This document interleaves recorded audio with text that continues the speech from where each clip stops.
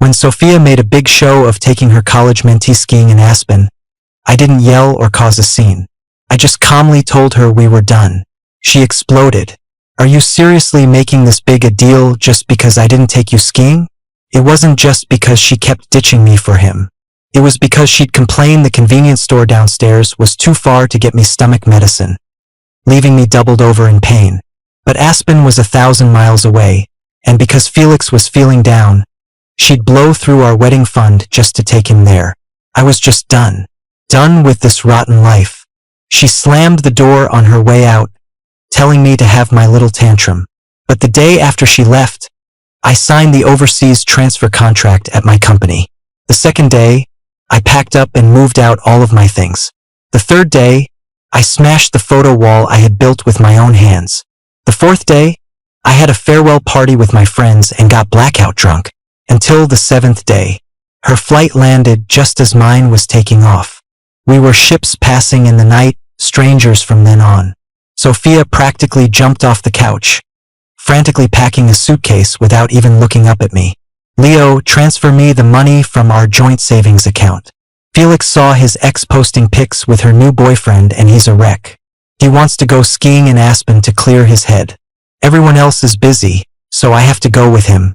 I was holding a glass of warm water, having just taken some stomach medicine. My fingertips were ice cold. My texts were still open to that message from Felix.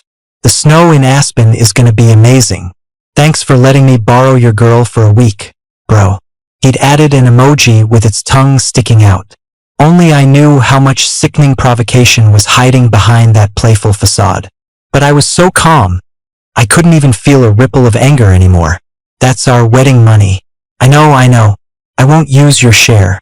Just send me mine. Sophia shoved me aside, completely ignoring how weak I looked clutching my stomach. She just wanted to grab her power bank from between the couch cushions behind me. Let's be clear, don't start any drama this time. Felix is going home right after the trip. Then he'll be 1,000 miles away, out of your hair for good. As she focused on her suitcase, she never once looked at me. The dim light cast a glow on her face, which was full of excitement and anticipation. Nothing had changed, yet she felt terrifyingly unfamiliar. Turns out, traveling 1,000 miles for someone you care about isn't tiring at all. An hour earlier, my stomach had started hurting so bad I was curled up on the sofa, unable to move. I begged Sophia to go downstairs and buy me a box of stomach medicine. She was scrolling on her tablet, her brow furrowed, while picking out cat food, a cat bed, and toys for Felix's stray cat. She replied dismissively, "Babe, it's about to snow. It's freezing out there, and I'd have to cross the street. Don't make me go out. Your girlfriend is a person, too. I slave away all day for a paycheck, and you want me to be your servant when I get home? I'm exhausted. Besides, don't we have painkillers? Just take one of those for now." Then, still focused on choosing toys, she muttered under her breath, "You're both men. I don't see other guys being so dramatic." And by other guys, she meant Felix, the kid who was on a call with her through her earbuds the whole time. I took a breath and asked her directly, "So, taking half a day off to drive across the city to buy your mentee a limited edition collectible wasn't slaving away? That wasn't a hassle?" Sophia's fingers froze on the screen. When she looked up, her eyes were cold and annoyed. "Do you have to be so petty about everything? Felix is a guest, and he's my professor's son. He doesn't know anyone here. I should be a good host, shouldn't I? Leo, I used to think you were so understanding. How did you become like this? So understanding? Did that mean I was just supposed to swallow my feelings and plaster on a smile in the face of her neglect and cruelty?" Her mentee had a bad breakup, showed up in our city without notice, and stayed for 2 months. For 2 months, Sophia ditched me for him again and again. When I had a fever, Sophia was out hiking with him to see the city lights. When I was stuck in a downpour, Sophia was at home with him, eating hot pot by the window as they watched the rain. When my flight back from a business trip landed late at night, she turned her phone off to watch a movie with him. Worse, for all of Felix's expenses in Chicago, Sophia used the money we had saved for our engagement photos and honeymoon. Her excuse was always the same: "Leo, you've always been so understanding. Don't put me in a difficult position. I was struggling in college, and my professor was so good to me. She had me over for dinner countless times, and her encouragement and support were the only warmth in my bleak childhood. I wouldn't be where I am today without her. Do you understand? It's not just money. If she asked for half my life, I'd give it to her. I understood. Sophia felt she had to repay a debt. It was normal for her to go above and beyond for the person who had been her mentor, the only light in her past. If I complained, I was being cheap, ungrateful, and small-minded. But does repaying a debt mean sharing chopsticks with her mentee? Does it mean warming his frozen hands in hers? Does it mean letting him try on the engagement ring I'd been saving for her? Every single one of these things, her dear Felix had sent to me. He always ended with a line like, "You're so understanding, bro, you probably won't mind, right? They all say Sophia's boyfriend is this broody, cheap guy. You wouldn't want to prove them right, would you?" They referred to Sophia's friends, Felix's upperclassmen, because Felix's departure date was up in the air, and hundreds of dollars a night for a 5-star hotel was getting expensive. I suggested finding a more affordable Airbnb. Felix, with tears in his eyes, said, "I'm just causing problems for everyone. Don't worry about the hotel, I'll just leave tomorrow." And just like that, I was branded the cheap bad guy. After that, they started intentionally icing me out at their gatherings. At the karaoke bar, they'd pointedly ignore me. Even when we went river rafting, they planned it so I'd be the odd one out, forced to pair up with a stranger. Sophia knew all about it. At first, she'd apologize and try to make it up to me. Later, she'd just be silently displeased. Finally, she'd just scowl at me in frustration. "Can't you just try to fit in? Look at Felix, he gets along with everyone. Would it kill you to learn to be a little more charming like him?" But I didn't have a rich, influential mother whose reputation let me coast through life. My attempts to be friendly were mocked behind my back as pathetic and spineless. Eventually, they stopped inviting me to their get-togethers. The water in the kettle was at a rolling boil. Sophia was on her phone, pacing back and forth, comforting Felix, who was supposedly crying and threatening to go home because of me. The contrast between her cold dismissal of me and her warm concern for him was stark. I didn't even have the energy to argue anymore. I pulled out my phone and ordered some hot soup. As I leaned weakly against the door waiting for the delivery, I heard Sophia whispering to Felix in a placating tone, There, don't cry. The custom cake and flowers you wanted are on their way to you right now. Cheer up. Think of it as a little care package from me, it's already out for delivery." After she hung up, the smile vanished from her face. Our eyes met, my expression blank, hers as cold as the steel of the door. Was that fun? Saying things like that on purpose right in front of Felix. Have you never had a collectible figure before? Have I never driven across town to get you a gift?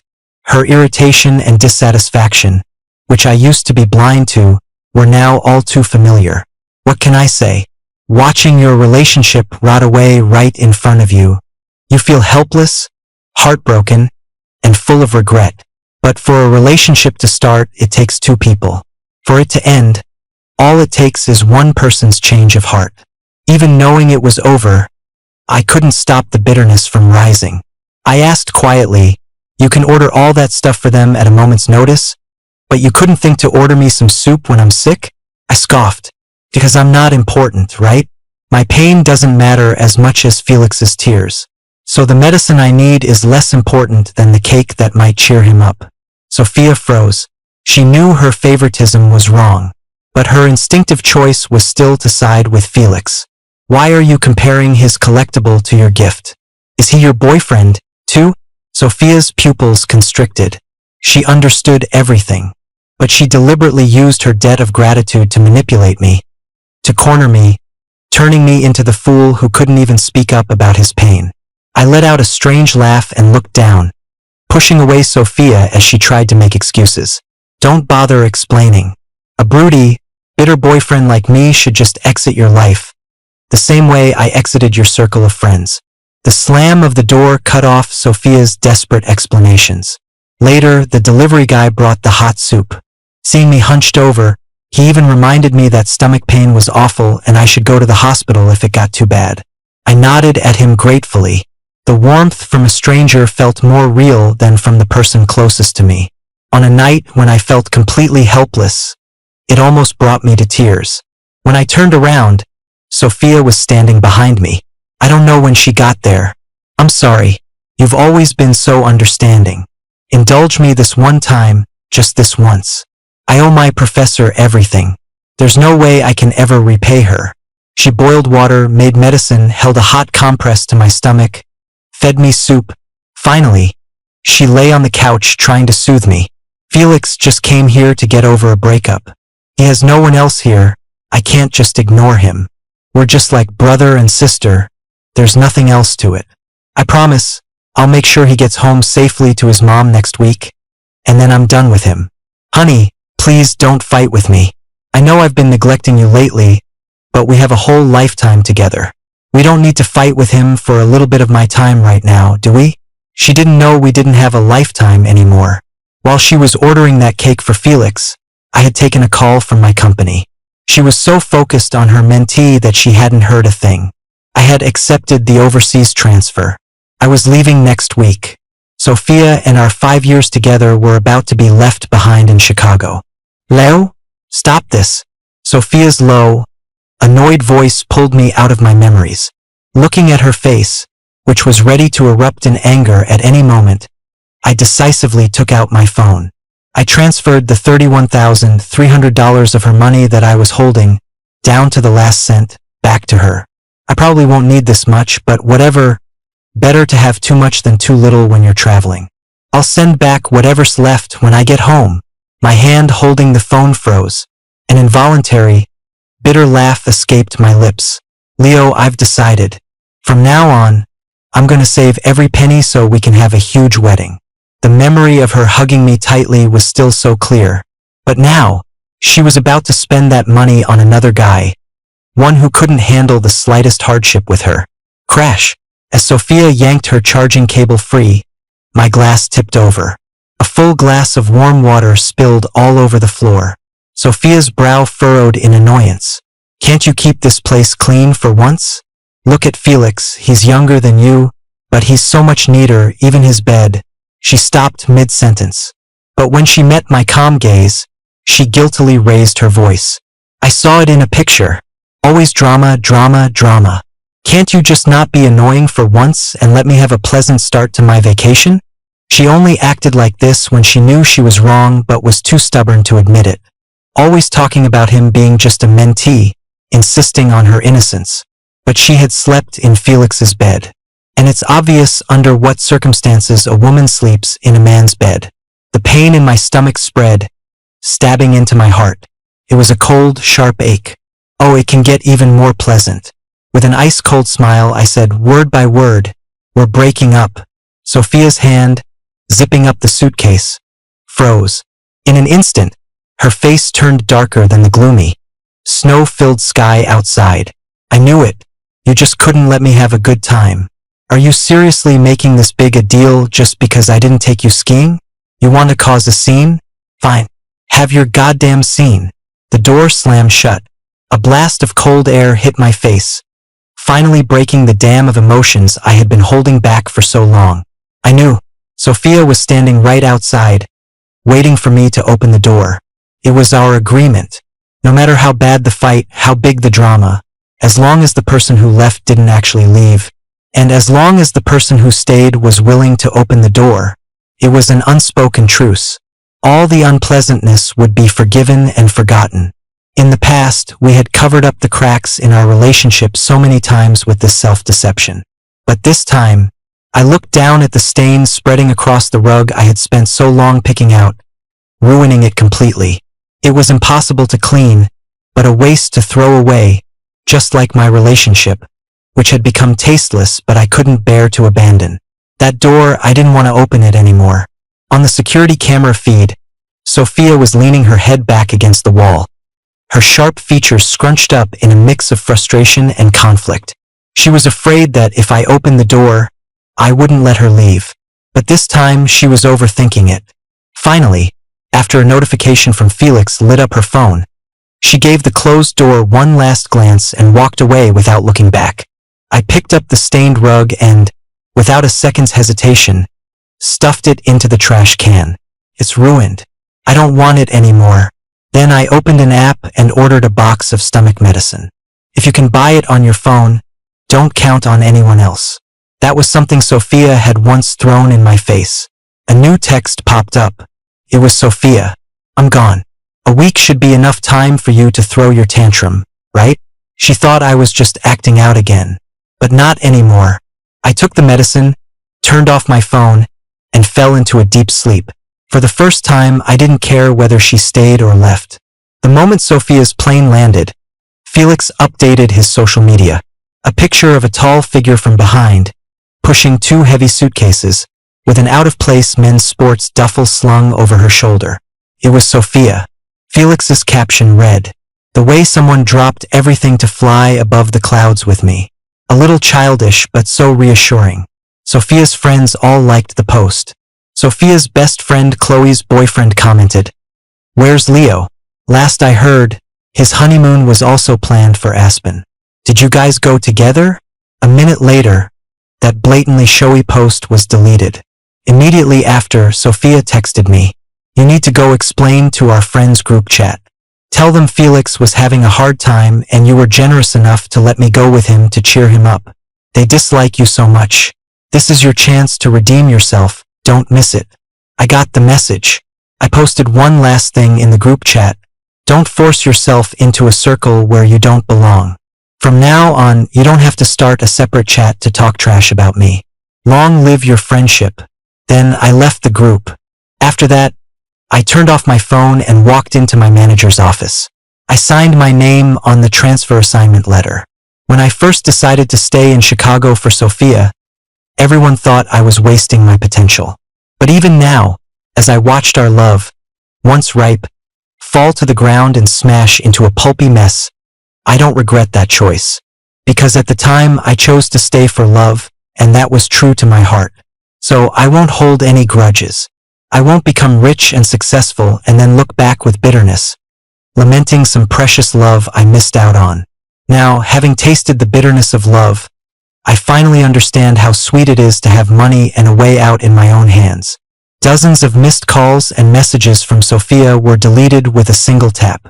I had too much to do to waste energy on her inevitable meltdown. In just one night, all my belongings in the apartment we had shared for 5 years were packed into boxes. Some were shipped back to my hometown, others packed in suitcases to take with me. Sophia stopped trying to contact me. That was her way of showing she was angry, the start of the silent treatment. In the past, I was always the one who broke first. When the pain had me tossing and turning in bed. When familiar objects choked me with memories of the past. When my emotions flooded over and I couldn't control myself. I would be the one to back down and give in. I knew it was a toxic pattern, but I couldn't stop myself. It was like a tumor attached to my heart. Every tug hurt me, not it. If I tried to cut it out, the tumor wouldn't feel a thing, but I'd be the one bleeding out. The detox began when I stopped going to their group gatherings. Every time I backed down, it was like another cut on the walls around my heart. After enough cuts, I became numb, and I realized the pain of leaving her was the least of my worries. Felix couldn't resist showing off their honeymoon. He had his arm linked with Sophia's. From Nakajima Park to the Tanakikoji shopping street. He texted me, "Bro, Aspen is so beautiful. You have to come see it next time. Oh wait, you're the one who made this honeymoon itinerary, right? You must have really wanted to come. Don't worry, I came for you. Sophia's mad, but it's okay. I'll calm her down for you." I turned off my phone, ignoring it. I quietly scheduled a handyman to come over the next day. In the middle of our apartment was a pink, heart-shaped wall I had built myself. It separated the kitchen and living room, and it was covered with photos documenting my entire journey with Sophia. I took them down one by one and threw them in the trash. I once said that if our love wasn't as solid as a rock, this wall would crumble along with it. So, while Felix and Sophia were splashing around in a hot spring, and while Felix was cheekily texting me, "Sending you pics of every view, so it's like you were here too," I took the sledgehammer from the handyman. Crash! I knocked down our wall of love. Took a whole day to build it, brick by little brick. But when it was time to get rid of it, it took only half an hour to tear it all down. After clearing away the last traces, I left the keys on the coffee table and closed the door on my love for Sophia for good. On the fourth day, Sophia was in the snow-covered plains of Bié, building a pair of adorable, cuddling snowmen for Felix. And Felix thoughtfully wrote forever and ever in the snow. Meanwhile, I was at a small pub with Jax and the guys, saying our goodbyes. Slightly drunk and blurry-eyed, we ended up at a karaoke bar. My friends didn't shove me into a corner. They didn't use me as a waiter to order songs and fetch drinks. They crowded around me, arms slung over shoulders, singing and dancing with all their might, tears streaming down their faces. To Leo's bright future, to his success, and to being single. Being single won't last forever, but friendship will. I thank them for pulling me out of the fire time and time again when I was in so much pain I thought I couldn't go on. When I had a fever, they brought me medicine. In the pouring rain, their friendship was the boat that carried me home. Even at the airport in the middle of the night, they were the ones who held me when I was all alone and told me I still had them. Every time, just when I was about to give up, the seeds of our friendship bloomed into flowers of salvation in my wounds. We drank until the early morning. Back at the hotel, I collapsed into bed and passed out. On the fifth day, Sophia and Felix were holding hands. He texted me, "Such a shame, bro. I grew up a little too late. She met you first." Meanwhile, I was wandering the streets of Chicago, eating all kinds of snacks. Only I knew the spicy, savory taste of that freedom. On the sixth day, on a pink-tinged ski slope, Sophia pulled Felix into her arms. Felix texted, "Don't you get it yet, bro? You're the third wheel. She loves me. I didn't have time to get any of it." My work handover was almost complete. My colleagues threw me a farewell party. Without Sophia's disapproving glares, I let loose, drank with everyone, and got drunk again. Until the seventh day when Sophia sent me a message. "Landing in 3 hours. Felix is flying back to Denver. Come pick me up. The presents I got you are too heavy to carry." That was the typical way a headstrong Sophia would offer a truce. But what she didn't know was that my flight out of the country was also in 3 hours. I didn't reply. She started calling me like a madwoman. I rejected every call. Felix sent me a message. "Thanks for lending me your girl for 7 days, bro. It was short, but we did everything we wanted to. I gave myself to her. I have no regrets." He had no regrets, and neither did I. The bragging pictures with her friends, the innocent but not innocent provocations, and his shamelessness as a homewrecker, I compiled it all into a PowerPoint presentation. The moment their plane took off, I sent it to all of Sophia's friends and, to their boyfriends, the guys Felix always called those annoying boyfriends. "Chloe is the best. She ditched her date to help me take my cat to the groomer. Even Sophia said her annoying boyfriend is way more understanding than you. Ugh." Olivia waited in line for hours to get me the first pumpkin spice latte of the season. Her annoying boyfriend only got the leftovers I didn't want. Sophia said she's already claimed next year's first one for me. "What flavor do you want, bro? I'll have Sophia get you one too." "Sorry, bro. Chloe was supposed to go leaf peeping with me, but her annoying boyfriend was throwing a fit, so I had to steal Sophia for 2 days. You're so understanding, you wouldn't cause a scene like that, right? Sophia's the best." When she saw Olivia give me her annoying boyfriend's birthday present, she insisted on getting me a replacement gift. "I asked for your engagement ring. You wouldn't be too cheap to give it up, would you, bro?" Every one of his triumphant boasts was mixed with the pain and tears of another man. So he deserved everything that was coming to him. After confirming that everyone had received the file, Felix, Sophia, and her whole rotten crew were blocked and deleted. The gloomy weather, after a week of snow, suddenly cleared the moment my plane took off. I walked out of the storm alone, tears mixed with blood, leaving a trail of flowers in my wake. Today, I finally let go of the past. From now on, my future would be nothing but bright. Sophia had never felt 3 hours drag on for so long. She couldn't sit still, her mind consumed by the unanswered international calls. She should have been completely certain that Leo couldn't leave her. Leo came from a broken home.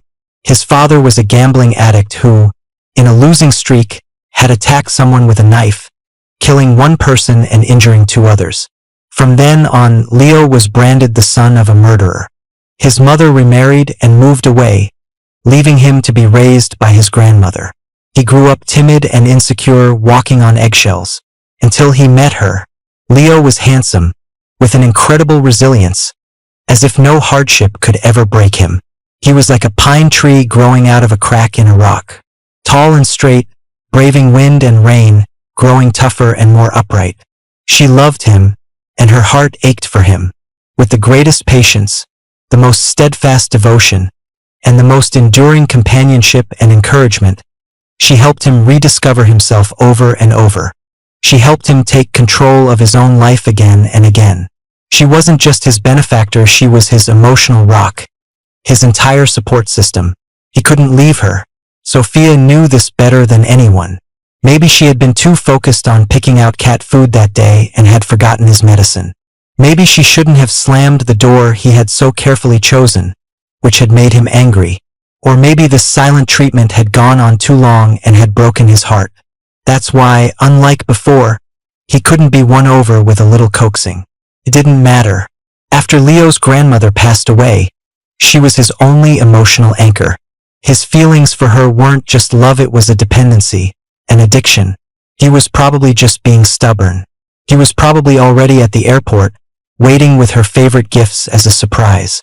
Until the plane landed. Sophia rushed towards the exit, her eyes desperately scanning the crowd for that familiar figure. But he wasn't there. He didn't come. A sudden panic gripped Sophia's heart. She started to feel uncertain, unsure if she could really win him back this time. Unsure if someone so resilient could cruelly endure the pain of breaking a fatal addiction. Her hands trembled as she pulled out her phone and frantically dialed Leo's number. The automated message telling her the number was no longer in service made her blood run cold. Before she could even open his chat, hundreds of messages flooded the pinned group chat with her friends. First, it was Chloe's boyfriend, cursing Felix out in the chat, calling him a two-faced snake. He had baited his girlfriend into ditching their date to take his cat to the groomer, which left him alone to be harassed by some drunk punks, almost landing him in the hospital. Then, it was Olivia's fiancé, posting their marriage certificate and demanding Felix return their joint property. Every item was a gift Olivia had given him behind her husband's back. It got ugly. The two couples, for people, were tearing each other apart in the group chat. Finally, a peacemaker in the group said, "Professor Miller was so good to all of us. We're just being nice to her son to repay her kindness. No need to be so petty. Look at Sophia. She spent tens of thousands, even took Felix on her honeymoon trip, and Leo didn't lose his mind." Chloe's ex-boyfriend added a line. "He didn't lose his mind. He just dumped that trash." After that, he left the group. An eerie silence fell over the chat. Sophia's eyes widened, reading that last sentence over and over. He just dumped that trash. He just dumped that trash. She felt like she'd been punched in the gut. Shaking, she scrolled all the way to the bottom of her chats to find Leo. But when she sent a hello, a red exclamation mark immediately popped up. Sophia was frantic. She was scared. Ignoring Felix behind her, she jumped into a taxi and raced home. She prayed the whole way. He's just angry. He's just giving me the cold shoulder for neglecting him.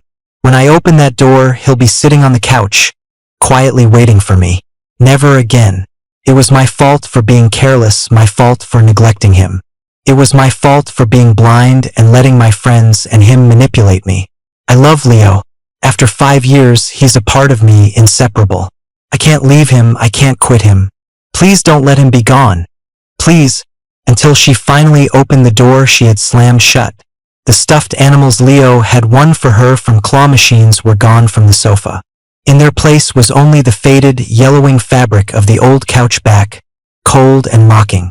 The potted plants Leo had brought home one by one were all gone, leaving huge empty spaces, like her own hollowed-out heart. Even the photo wall he had built with his own hands was smashed to pieces, cleaned up so thoroughly that not a single speck of debris remained. just like her, completely erased from his life. The cartoon welcome mat, the matching mugs on the coffee table, the travel magnets on the fridge, his blue towel in the bathroom, every trace of him was gone. It was absolute and final, leaving her no room for hope. So, his let's break up wasn't just angry words. It wasn't a threat. He had really made up his mind to leave. He saw through her wavering feelings, knew her indecisiveness, and understood her selfish desire to have it all. And so, he left her. Sophia felt herself sway, only one thought in her mind. Find Leo, apologize to him. But as she turned to leave, she came face to face with Felix, his big, innocent eyes blinking at her. It's perfect that he's gone. My luggage is all here, I can move right in. Sophia, I've waited for this day for so long. The hands that had once put sweet and sour pork on her plate as a child, the hands she had once held to teach him how to write, now slithered around her waist like a snake. You're the one who chose me, aren't you? Sophia was horrified. She shoved him away as if he were a viper. Are you crazy? I have a boyfriend. It's Leo.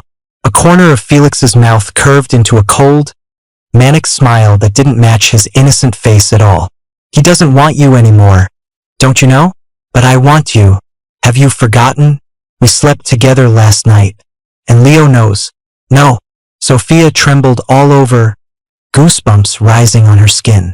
He would never leave me. You twisted everything to make him misunderstand. You plotted to drive him away. I just need to explain things. He loves me. He has nothing but me. As long as I back down, as long as I'm willing to appease him, he'll come back. He will. Get out. If you get out, he'll stop being angry. Sophia desperately pushed Felix out of the home she had shared with Leo, then turned and ran to Leo's company. But Leo was gone. No one would tell her where he went. His arrogant boss, a man she had always looked down on, looked at her with a sneer, as if she were a piece of filth. Well, look who has some free time. Done entertaining your little mentee. Are we? Finally remembered broody old Leo? Or are you just looking for a new butler? For the first time, Sophia humbled herself in front of someone she disdained, begging to know where Leo was. The boss just shook his head.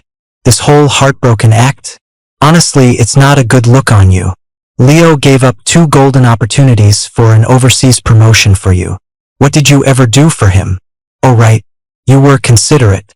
You were worried he'd be cold this winter, so you gave him something green to wear on his head. Do us all a favor and let the good guy go. The boss walked away, his leather shoes clicking on the floor. Sophia tried to force her way past, but security guards pinned her to the ground. Passerby laughed. How can you not know where your own boyfriend is? If you don't know, it means you're not supposed to. As the world spun around her, Sophia finally understood. He didn't want her to find him. She had lost Leo for good. The next time I heard news of Sophia, I had already established myself in Singapore. Outside my office window, the sea was dotted with white sails under an endless blue sky. On the phone, my friend from the company couldn't stop talking. Sophia's gone crazy, looking for you everywhere. But we've all kept our promise and stayed silent. We're not letting that psycho bother you. She's nuts. Tried to pull the guilt trip card on me, standing outside my house in the freezing cold, refusing to leave. She clearly doesn't know I'm colder than ice. I was hoping the snow would turn to daggers and finish her off. Eventually, that manipulative little punk came crying and dragged her away. Seriously, what is wrong with some women? When they have something good, they're always looking for something better on the other side of the mountain. Then when they lose it, they act like they're going to die. What, does she think every man in the world should revolve around her? I just laughed and replied calmly, that's just how people are. Once they have a comfortable, peaceful life, they start craving excitement and drama. And after the drama, they realize that peaceful, everyday life is what's truly comforting. But she wanted both. She wasn't that lucky. Don't worry, I've had enough pain. I really am done with her. After I hung up, I turned to see my assistant, Lily, holding a cup of hot coffee, looking at me with genuine admiration. What would you like for lunch, Director? I'll go get it. I could see the affection in her eyes. She said she admired me, independent, self-reliant, moving to another country to conquer new territory and still handling it all with ease. A real man, she said. So she looked up to me, tried to please me, and even cautiously tested the waters. But I had already stepped in something rotten once and stained my path for a long time. So, I told her honestly that if she focused on her work, she could climb even higher than me. My career took off and she surged forward in hers. We became the perfect professional partners. I think that's probably why Sophia and I never made it. At her core, she craved flowers, applause, and adoration. She eagerly accepted all of Felix's worship and flirtation. All I ever wanted was genuine peace and quiet. On Christmas Day, the vintage buildings of Holland Village were draped in colorful lights. I was holding a hot latte, staring blankly at a twinkling Christmas tree. And then, completely unexpectedly, my eyes met Sophia's. Her eyes were bloodshot and exhausted. She asked me in a hoarse voice, "How could you be so cruel? How could you just throw away our 5 years over one argument?"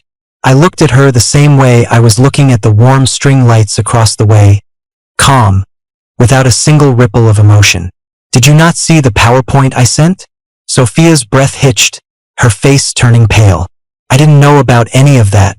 He manipulated me, and they were always whispering in my ear, making me biased against you. I know I was wrong now. I've cut all ties with them and I sent Felix back to Denver. Leo, we were together for 5 years. You're moving up in the world, and I won't stop you, but please, don't leave me behind because of those misunderstandings." I took a sip of my coffee, savoring its bitterness, and said flatly, "So it was everyone else's fault? Are you a fool or just a puppet they could control? Don't try to guilt trip me. You know that doesn't work on me. Besides, didn't you only cut ties with them because they started using the same tactics on you that they used on me? You used to tell me to be understanding, to back down, to not make a big deal out of things. How come when it happened to you, you were ready to tear them apart?" Sophia froze, looking at me in disbelief. She thought I didn't know. Shortly after I left, Felix, rejected by Sophia, climbed to the roof of her building. He posted a farewell message in their group chat, claiming that Sophia refused to take responsibility for him and that he had no reason to live. Instantly, Sophia became the target of everyone's rage. Chloe called her a monster. Professor Miller was the best to you. She gave you extra help, cooked for you, all for nothing. You not only betrayed her kindness, but you're also trying to kill her only son. Olivia called her trashy. You took advantage of Felix. Why won't you take responsibility? Sophia was stunned. When did I ever take advantage of him? Chloe and Olivia furiously sent screenshots of Felix's messages. Apparently, on their last night in Aspen, a drunk Sophia had slept with Felix. Felix had taken pictures of himself naked and sent them to his dear big sisters. He wrote, "Sophia was drunk. It wasn't her fault. I don't blame her. It was just my first time, and I don't know what to do. Sisters, should I go buy the morning after pill now?" Poor, kind Felix. He was taken advantage of but was still so worried about Sophia's feelings that he begged everyone to keep it a secret. Poor, wronged Felix. He gave everything to Sophia, and she was still ungrateful, wanting both him and me. They demanded she take responsibility. Sophia tried to defend herself, repeatedly insisting she was innocent, but Chloe shot back. "You're innocent? Weren't you the one who chose Felix over Leo time and time again? Weren't you the one who couldn't stand how broody Leo was? So you let us ice him out and force him out of our circle?" Sophia slapped her. "When did I ever let you guys bully Leo?" Chloe spit out a mouthful of blood and slapped her back several times. She hit Sophia so hard she could barely breathe. "When we went rafting, there was an extra person, and you jumped on the boat with Felix without a second thought. You knew none of us wanted to team up with Leo. Weren't you just trying to make him feel unwelcome so he'd leave on his own?" At the karaoke party, Felix kept saying, "Bro, get me a song. Bro, grab me a drink. Bro, open this for me." You treated Leo like a servant and then just left him in the corner while we all laughed at him. If that wasn't your cold shoulder, what was it? And the Aspen trip. No matter how much we doted on Felix, we knew marriage was serious. We wouldn't joke about it. But you knew it would bother any guy, and you still threw a fit to give your honeymoon trip to Felix. We cared about him, but we didn't empty our bank accounts for him. Every single thing was about your favoritism for Felix. You didn't want to break up, so you used the silent treatment to push Leo away. I actually thought your two birds with one stone approach was pretty clever. So what's this act now? Playing the victim after being the villain? Go to hell. Sophia's head was spinning. She was furious, watching the constant barrage of messages attacking her in the group chat. She ran up to the roof, dragged Felix down, and called the police. You love to make up stories. You used to lie to Leo, now you're lying to them. What the hell do you want? Just then, Chloe and the others arrived.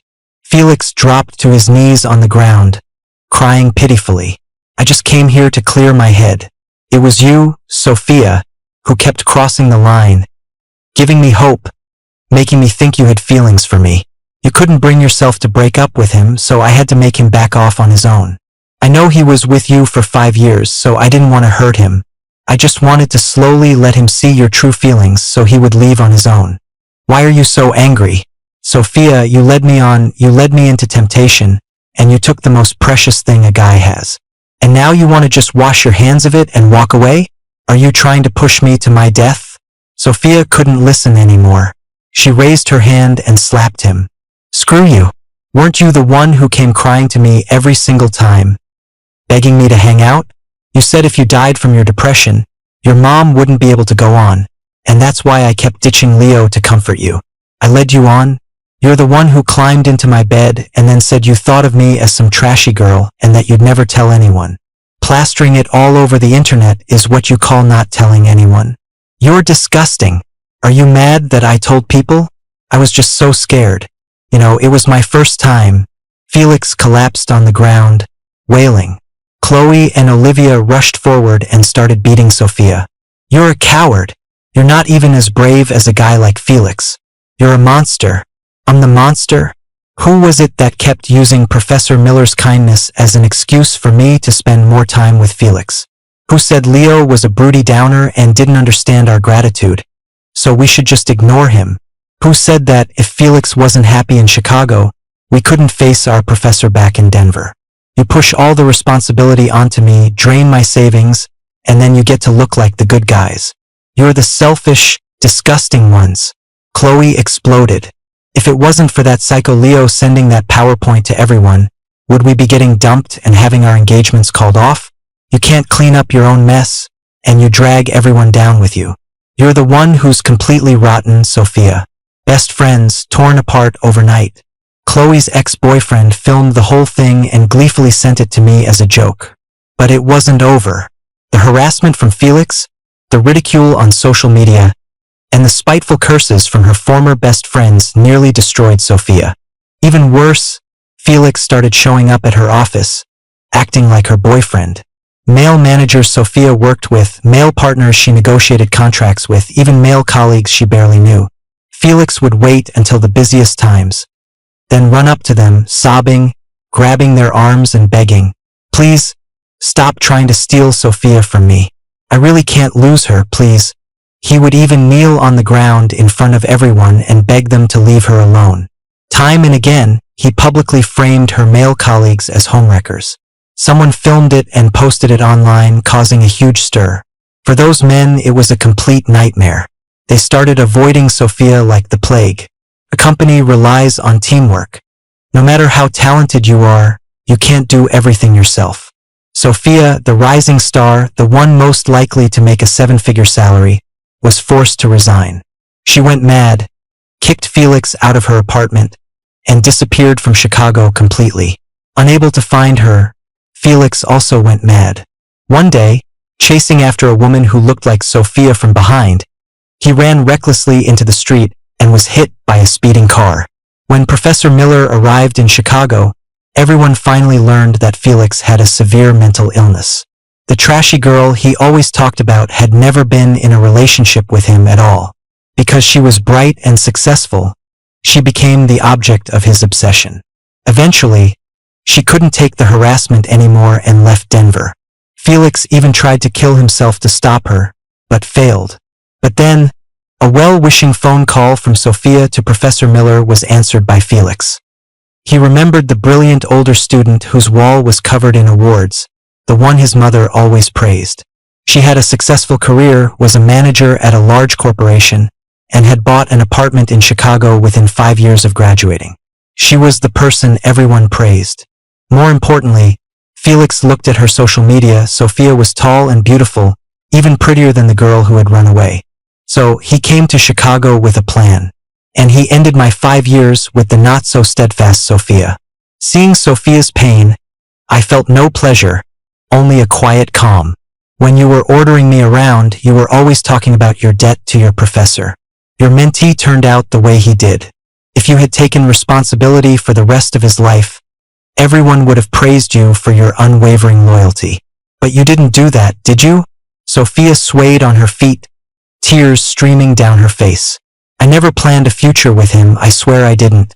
Leo, it's all in the past, it's really over. Can't you just give me this one chance? I smiled. I gave you many chances. When I was left behind on the rafting trip, we fought and I broke up with you. But in the end, I was the one who gave in and opened the door. When I was treated like a waiter at the karaoke bar, you called me cheap and a buzzkill. I hid at a friend's house and cried for 3 days. But you said one word about getting hot pot, and I surrendered. When I couldn't reach you late at night, when I was stuck in the rain waiting for you, when I was sick with a fever and the bed next to me was empty, every one of those times, I really wanted to break up. But every time, the pain was unbearable, and I could only be the one to back down. You knew.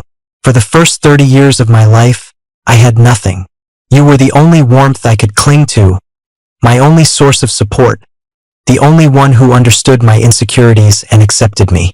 That's why you were so sure I could never leave you. It took 2 months of detox, like cutting flesh from my bones, to completely remove you from my system. Every step was agonizing. I'm not a saint. I won't be pushed to the brink by your claims of innocence and then pathetically offer forgiveness. I was in pain, so you deserve to feel that same heart-wrenching pain. That's why I carefully crafted that breakup PowerPoint and sent it to every single person. I knew Felix was unstable long before you did, but I wasn't kind enough to try and warn you while you treated me with such contempt. It's a pain that cuts to the bone. Now that you've felt it, you understand everything. Sophia, after all this, after we've both been destroyed, do you really think I would ever go back? Sophia finally understood. Even my breakup was a long, painful, premeditated act. I am a resilient person. When I say something, I mean it. The breakup was real, and so was the revenge. When I left, I never planned on looking back. She buried her face in her hands and cried as if she had lost everything. But so what? She wasn't stupid. She understood everything. The kid's admiration was blatant. His advances were obvious. Even when he tested the waters, asking who was better, me or him, she knew she was crossing a line. But she still stroked his head and said, "Felix is the cutest."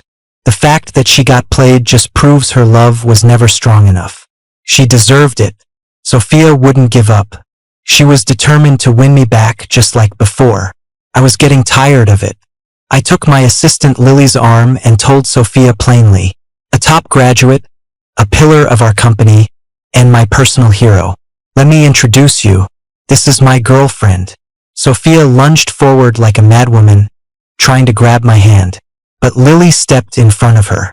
I heard someone was looking for you like their life depended on it. Would you mind if I helped her out? Sophia froze, her eyes filled with fear. Lily continued, at this point, what can you possibly offer him? Stop dragging him down in the name of love. He is his own person, not your life raft. Sophia paused, and the words slowly sank in. She had lost her job, ruined her reputation, and was being stalked by a lunatic. What could she give Leo? Nothing but fear and pain. Finally, she slowly released her grip on Lily's collar. She was still a fugitive running from her own mess, yet she delusionally thought she could rebuild her kingdom in our relationship. Pipe dream. Sophia walked away, dejected, and booked a flight for that same day. I never saw her again. A relationship, whether it's a whirlwind romance or a battle to the death, ends like a badly written novel. It just stops. No long goodbyes, no final toast. One person turns away and it's for a lifetime. 3 years later, I returned to the country, promoted twice, and was easily making a 7-figure salary. At the company's annual party, I was representing our firm and went to toast the client's representative. My little assistant, Lily, had transformed into a powerful, independent woman. Swirling a glass of wine, she raised an eyebrow at me. Standing on the shoulders of my family's giant corporation, I'm finally lucky enough to stand beside you. I wonder if I might have the honor of asking Director G to dinner? 3 years is a long time. The spot where I had cut out the tumor had healed over with new flesh. It didn't hurt anymore. I figured that one rotten experience wasn't so toxic that I'd be afraid to take another step for the rest of my life. So I said yes. Chicago is a small town. I happened to run into Jax. He told me that all the guys involved in that PowerPoint incident had broken up with their girlfriends. He also told me that last winter, Felix had finally found Sophia again. One couldn't live without her. The other would rather die than be with him. They fought relentlessly, tumbling down a flight of stairs together. The blood clot in Felix's brain from his previous accident dispersed, and he died on the spot. Sophia was convicted of manslaughter and sentenced to 7 years. Compared to the mess I had scraped off my shoe, they were a poison that rotted you from the inside out. Thankfully, on my path to success, I had wiped myself clean and moved on to a new chapter in my life. But in their endless entanglement, the poison had seeped into their bones, and there was no cure. Seeing the tall, beautiful Lily behind me, he smiled at me. We both had to throw away a love that wasn't right for us. That's why we deserve better. In the vast sea of life, the only one who can save you is yourself. There is more than one woman who can't see clearly, but there is also more than one man who can. The snow from last night has melted, and the sun is shining on the branches. I wish him, and us, a future of clarity and happiness.